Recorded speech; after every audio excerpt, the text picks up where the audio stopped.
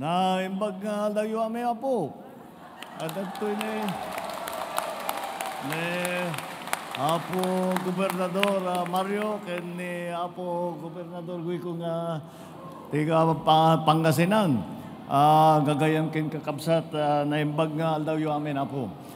Andito po kami para tiyakin na lahat ng mga assistance na binibigay natin na benepisyaryo ay umabot sa lahat ng mga naging biktima. Ito, hindi pa ito yung hindi pa ito yung Nando. Ito pa yung Embong.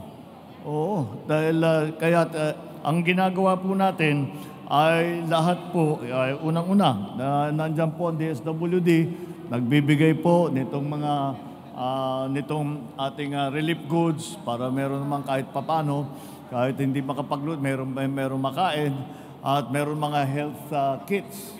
Oo, may mga health kit para tiyakin naman na hindi kayo magkakasakit at lalong-lalo na yung mga maliliit, lalong-lalo na yung mga anak ninyo.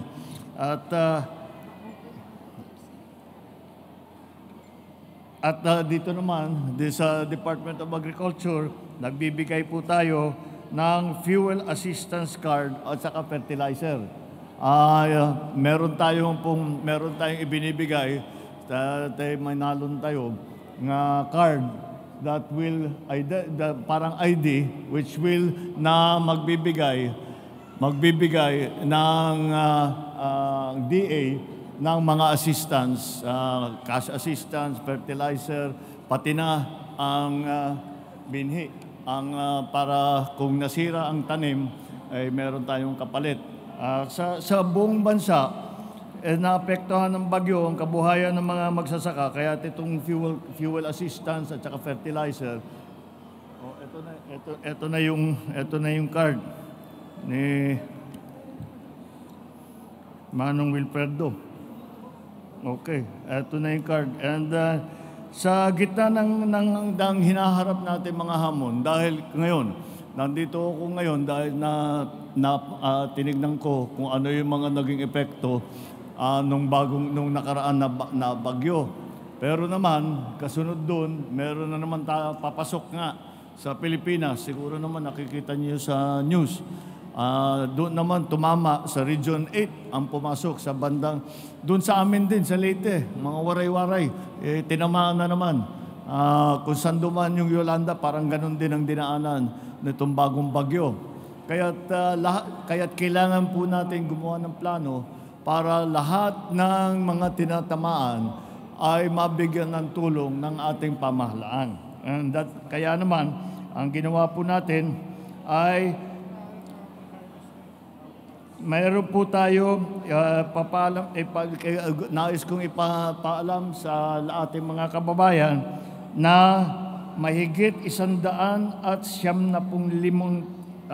bilyong piso ang pondo ng DPWH ay ating i-allocate. Ito po yung nakita. Alam naman ninyo, nagkakagulo ngayon doon sa House of Representatives, sa Kongreso at saka sa Senado. Dahil iniimbestigahan yung mga flood control na hindi maganda. Kaya po, nakapag-savings po tayo dahil marami kaming nakita na project na hindi talaga tumutugon doon sa problema. At saka may mga ghost project pa, at saka yung pagkagawa. Kaya tinigil ko lahat yan para matiyak natin na tama naman ang paggamit ng pera ninyo. Dahil pera ninyo ito, hindi pera ng gobyerno ito. Pera ng taong bayan ito. Kaya tinitiyak natin na tama ang gawa. Sa pag-imbestiga namin, nakapag-savings po tayo ng malaki. Kaya yung savings na po yun ay, yun na nga, doon natin kukunin ang mahigit 195 bilyong piso para ilalagay natin sa lahat ng pagtutulong, lahat ng benefits para sa ating mga kababayan. Halos 36 na bilyong piso naman ang ilalaan sa DSWD para sa mga programa. Isa na riyan yung AIX program. Alam niyo naman siguro kung ano yung AIX program. Ito na naman, ganun din. Ito'y programa para tumulong sa taong bayan kapag sila ay nagkaroon ng sitwasyon na nagkakahirap sila. Ito ang mga program na kung saan mas maraming kababayan natin matutulungan kapag may emergency. At ang ating tinitignan, yung mga operasyon sa gamot at ibang gastos para sa inyong health, yung tinatawag natin na healthcare, yung pag-aalaga sa inyong kalusugan, sa inyong kalakasan, yun po ay ilalagay natin para patibayin natin, paliwakin pa natin yung ating healthcare program. At kasabay nito ay ang SLP na napaka-successful. Galing lang po kami sa Maynila at itong Sustainable Livelihood Program, tawag namin SLP. Napakaganda po nito dahil ang nangyari, hindi lamang na tumutulong sa mga naghihirap, kung hindi, binibigyan din ng konting training, binibigyan din ng pondo para makaahon na talaga. At ang nakita namin kaninang umaga doon sa Maynila, yung mga dumaan dito sa Sustainable Livelihood Program ay talagang umahon na. At hindi lamang nila natulungan ang kanilang mga pamilya. Ngunit pagka nagkaroon na sila ng pagkakataon, ay tinutulungan nila ang kanilang mga kapitbahay, ang kanilang kamag-anak, kaya meron na silang empleyado.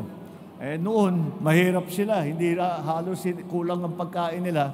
Ngayon, may empleyado na sila, hindi lamang para sa pamilya nila, kung hindi tumulong pati para sa lahat ng iba. Kaya napakaganda po programa yon. Kaya ito ay nakalunsad na natin, ay dapat gamitin ninyo lahat para makita natin na mabibigyan ng pagkakataon na halimbawa, yung inyong mga anak makapag-aral, yung tinignan natin kanina.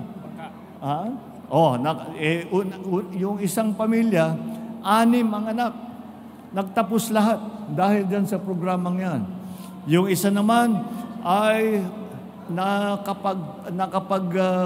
nakapag-ipon at yung pinipon niya, bumili ng 4 na bangka. Yung 4 na bangka na yun, kumuha siya ng mga kasama niya, mga kapitbahay niya, at naging empleyado niya, sila ngayon ang naglalaot. Kaya't maraming oportunidad na ating ibinibigay sa ating mga kasama upang kaya naman tinamaan tayo ng bagyo, tinamaan tayo ng sakuna, ay sana naman ito'y makakatulong. Hindi sapat ito, ngunit malakas ang loob ko na magsabi dahil alam ko ang ugali ng Pilipino. Ang ugali ng Pilipino ay talagang napakasipag, napakatapang. At hindi mo, lalo na Ilocano, hindi mo masasabi na hindi ko na kaya, wala na akong magagawa.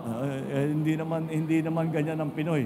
Kaya napakaganda ng ang pagkakilala ng buong mundo sa atin dahil ang mga Pilipino ay nakikita nila at yan ang ating nakikita nila, napakasipag, napakabait, napakahusay, kagaya po ninyong lahat na nagsasyaga, nagsasakripisyo. Andito lang po ang inyong pamahalaan upang tulungan kayo hanggat maaari, hanggat kaya ng pamahalaan. Nandito po kami upang tumulong. Gusto nila, kadakayamin na po.